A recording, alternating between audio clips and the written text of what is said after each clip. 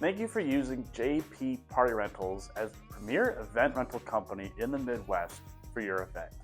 Today, we'll be looking at how the cotton candy machine works, how to properly use the equipment, and to serve the cotton candy to your guests.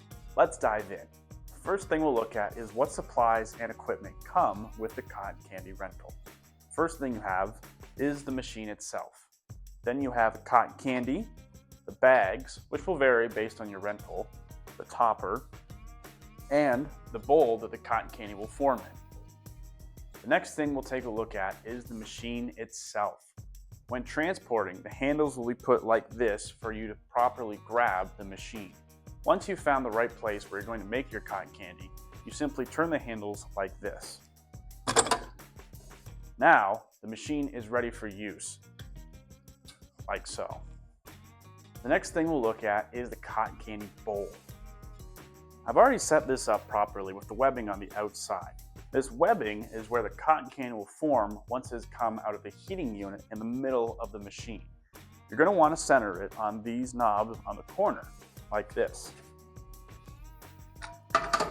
Shouldn't be moving around a lot, which will be perfect for when the cotton candy starts forming. Next step to the machine is placing the topper on top of the bowl. This helps with making sure that your floss doesn't go flying all over the place once you've started the machine.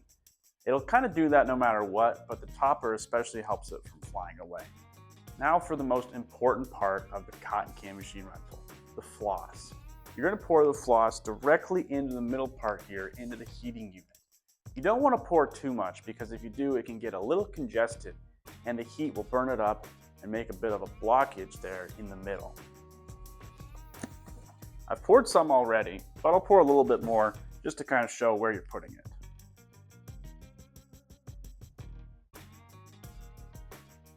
You can shake it around a little bit just to make sure it settles properly. And from there, you can start the machine, which I'll show next. Here, you can see that it says the power switch needs to be turned on first before you operate the candy switch. We'll go ahead and do that. You can see it'll be illuminated once it's on, so you know you've got power based on where your outlet is. And then from there, you can start the candy switch. The cotton candy will take a few minutes just to form inside the bowl. Once it has fully formed, you can hit stop on the candy switch, wait for it to finish cooling down, and then hit the power switch. Once everything has come to a stop, you can reach in and grab the cotton candy.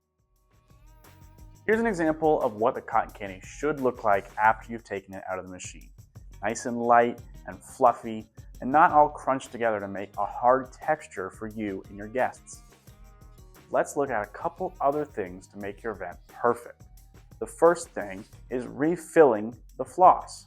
You want to make sure the spinner head is completely stopped before you pour more floss in. The second part is the transportation locks. You want to make sure before you put the machine back in your vehicle that the transportation locks are turned into their proper place. That way, it's not shaking all over the place while driving and potentially causing damage to the machine. The third part is cleaning the machine and the bowl. Don't worry about it. We will take care of cleaning everything once it is returned to our warehouse. Once again, thank you for choosing JP Party Rentals for your event. If you have any questions, feel free to reach out to us. Happy cotton candy making!